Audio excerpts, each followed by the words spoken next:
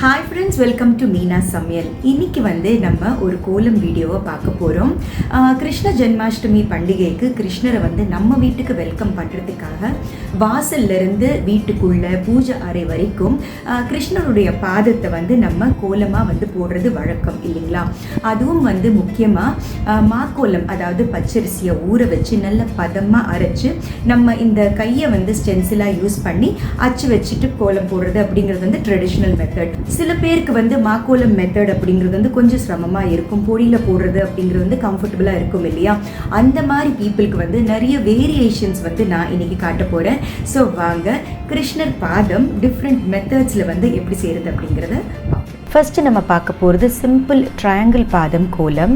2 ட்ரையாங்கிள்ஸை போட்டதுக்கு அப்புறமா நம்ம ஃபில்அப் பண்ணிக்கலாம். குட்டி குட்டி டாட்ஸால் 10 ஃபிங்கர்ஸும் போட்டு விடலாம். ஃபில்அப் பண்ணணும் அப்படின்ட்டு ஆசைப்படுறவங்க ஃபில்அப் பண்ணலாம், இல்லை பிளெயினாகவும் விட்டுடலாம். இயர்பட் டெக்னிக்கால் பார்டர்ஸ் போடும்போது கொஞ்சம் அப்லிஃப்ட் கிடைக்கும்.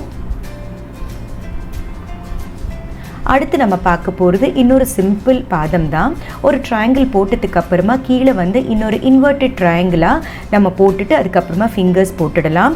ஃபில்அப் பண்ணணும் அப்படின்ட்டு ஆசைப்பட்டால் இதுவும் ஃபில்அப் பண்ணலாம். ஃபார் அ சேஞ்ச் வேரியேஷன் காட்டுறதுக்காக நான் ஃபில்அப் பண்ணாமல் வெறும் இயர்பட் டெக்னிக்கால் பார்டர்ஸ் மட்டும் போட்டு விடுறேன்.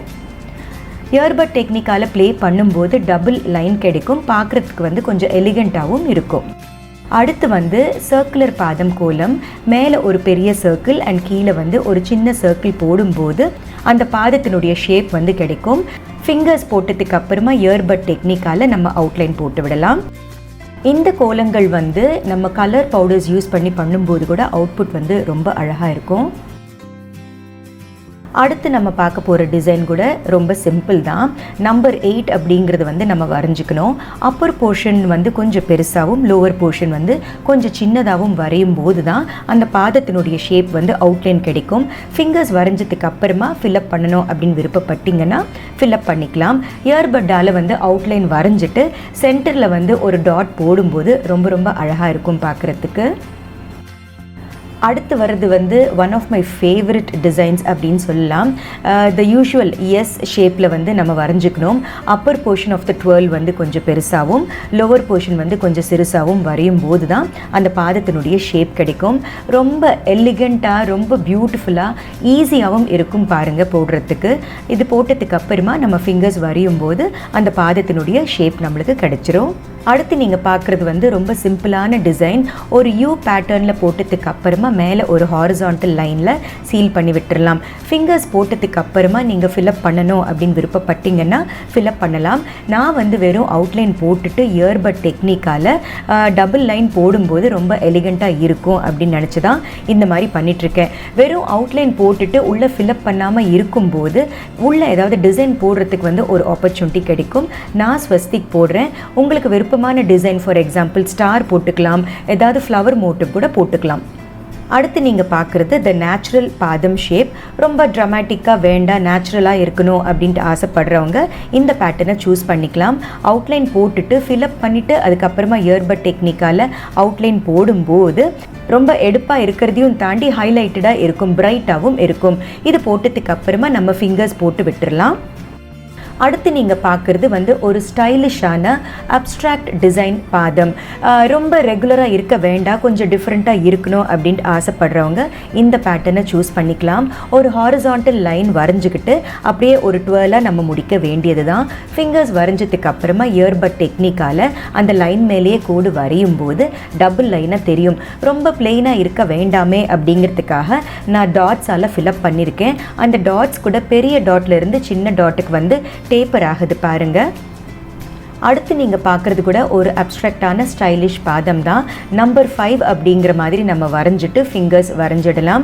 ஃபிங்கர்ஸ் வரைஞ்சதுக்கு அப்புறமா இயர்பட் டெக்னிக்கால் நம்ம அவுட்லைன் போட வேண்டியது தான். ரொம்ப சிம்பிளான பாதம், பட் எட் ரொம்ப ஸ்டைலிஷாக இருக்குது பாருங்கள். ரெகுலராக போட வேண்டாம், டிஃப்ரெண்ட்டாக போடணும் அப்படின்னு ஆசைப்படுறவங்க இந்த மாதிரி பேட்டர்ன்ஸ் சூஸ் பண்ணும்போது கூட ரொம்ப அழகாக இருக்கும். அடுத்து நீங்கள் பார்க்குறது கூட one of the regular pattern of பாதம் தான். ஒரு இன்வெர்டட் யூ வரைஞ்சிட்டு ரெகுலர் யூவால் கீழே ஜாயின் பண்ண வேண்டியது தான். ஃபிங்கர்ஸ் வரைஞ்சதுக்கு அப்புறமா நான் வந்து பிளெயினாக விட்டுட்டு அதுக்கப்புறமா வந்து ஒரு ஸ்டார் மோட்டிவ் போட்டிருக்கேன். நீங்கள் ஃபில்அப் பண்ணிவிட்டு இயர்பட்டில் கூட இதே ஸ்டார் வரைஞ்சிக்கலாம். அதுவும் வந்து பார்க்க ரொம்ப ரொம்ப அழகாக இருக்கும். அடுத்து நீங்கள் பார்க்குறது கூட எனக்கு ரொம்ப பிடிச்சமான ஒரு டிசைன். ஒரு 12 மாதிரி வரைஞ்சிட்டு, அதாவது ஹாஃப் எஸ் அப்படிங்கிற மாதிரி வரைஞ்சிட்டு இயர்பட் டெக்னிக்கால் நம்ம ஃபினிஷ் பண்ண வேண்டியது தான். ஃபினிஷ் பண்ணதுக்கு அப்புறமா நம்ம வந்து ஃபிங்கர்ஸை வரைய வேண்டியது தான். ரொம்ப சிம்பிள் எட் ரொம்ப ரொம்ப எலிகண்ட், ரொம்ப ஃப்ரெஜைலாக ரொம்ப டெலிகேட்டாக இருக்குது பாருங்கள் பார்க்குறதுக்கு.